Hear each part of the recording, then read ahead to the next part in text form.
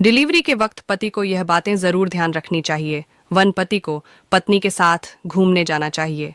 Number 2, इस हालत में पत्नी से लड़ाई झगड़ा नहीं करना चाहिए, बल्कि उन्हें हमेशा खुश रखना चाहिए। नंबर 3, उन्हें जो खाने की इच्छा हो वह लाकर देना चाहिए या पकाकर खिलाना चाहिए। नंबर 4, कभी भी पत्नी को अकेला नहीं छोड़ना चाहिए। नंबर 5, समय समय पर स्वास्थ्य का परीक्षण और डॉक्टर को दिखाना चाहिए। नंबर 6, अपनी पत्नी के साथ हमेशा खुश और पॉजिटिव बातें करनी चाहिए। नंबर 7, अगर कुछ भी तकलीफ हो तो तुरंत अपने सलाहकार डॉक्टर से मिलना चाहिए। इन बातों को आप जरूर ध्यान रखें। अगर हमने कुछ गलत कहा तो माफ कीजिए। एक पत्नी ने अपने पति से क्या खूब बात कही है, अगर हम दोनों के बीच में कभी कुछ कहा सुनी हो जाए तो तब तुम मुझसे भले ही बातें कम कर लेना, लेकिन मुझसे प्यार कभी भी कम मत करना। बेशक तुम मुझे खूब लड़ लेना, लेकिन तुम मुझसे कभी साथ मत छोड़ना। आपके सिवाय मेरा है ही कौन। मुझ में सिर्फ एक ही कमी है कि मैं ज्यादा बोलती हूँ, लेकिन मैं आपके भले के लिए ही बोलती हूँ। मैं नहीं चाहती कि आपका कहीं पर भी अपमान हो, इसलिए मैं आपको रोकती टोकती हूँ।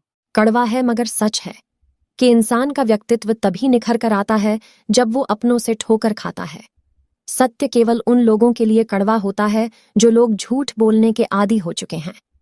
अच्छे व्यक्ति को समझने के लिए अच्छा हृदय चाहिए, ना कि अच्छा दिमाग, क्योंकि दिमाग हमेशा तर्क करेगा और हृदय हमेशा प्रेम भाव देखेगा। जिम्मेदारियां इंसान को वक्त से पहले बड़ा बना देती हैं। मुझे कौन याद करेगा इस भरी दुनिया में?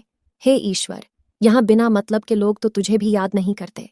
यदि आपके पास सिर्फ भगवान है तो आपके पास वो सब है जो आपको चाहिए। शादीशुदा जिंदगी मस्त चल रही थी। अचानक एक दिन मेरे पति ने मुझे एक थप्पड़ मार दिया। मैंने भी गुस्से में पति को चप्पल फेंककर मार दी और अपना सारा सामान लेकर माँ के घर आ गई।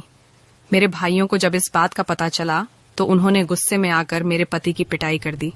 भाइयों की इस हरकत से मेरा घर तबाह हो गया। मैं कुछ समझ पाती इससे पहले मामला कोर्ट पहुंच गया और मैं विवाहित से तलाकशुदा हो गई।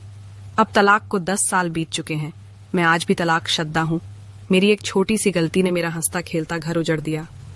उन्होंने तो माफी भी मांग ली थी और वह मुझे लेने भी आए थे, पर मैं ही गुस्से में साथ न गई। तलाक के 1 साल बाद ही मेरे पति की दोबारा शादी हो गई। अब मैं भाभी के ताने सुनकर जीवन काट रही हूँ। काश उस दिन मैं गुस्से में माँ के यहाँ नहीं आई होती तो आज मेरा भी खुशहाल खेलता परिवार होता, मेरे भी बच्चे होते मेरे पास। एक बेटी ने अपने पापा से एक बहुत ही प्यारा सवाल किया कि पापा, अपने आंगन में ये जो पेड़ है इसे हम पीछे वाले बागीचे में लगा दे तो? पिता असमंजस में पड़ गए और बोले कि बेटी, ये 4 साल पुराना पेड़ है। नई जगह, नए माहौल और नई मिट्टी में ढल पाना मुश्किल होगा। तब बेटी ने आंखों में आंसू लिए कहा कि एक पेड़ और भी है आपके आंगन का जो 22 साल पुराना है। क्या वो नए माहौल में ढल पाएगा? पिता ने बेटी की बात पर सोचते हुए कहा कि ये शक्ति पूरी कायनात में सिर्फ नारी के पास ही है, जो कल्प वृक्ष से कम नहीं है। खुद नए माहौल में ढलकर औरों की सेवा करती है कि खुद नए माहौल में ढलकर औरों की सेवा करती है, ताउम्र उनके लिए जीती है और वो बेटी से ही माँ, बहन और पत्नी बनती है। बुरा लगे तो माफ करना। ससुराल चाहे अच्छा हो या बुरा हो, लेकिन औरत की इज्जत ससुराल में रहने से होती है, मायके में नहीं। बात कड़वी है पर सच है।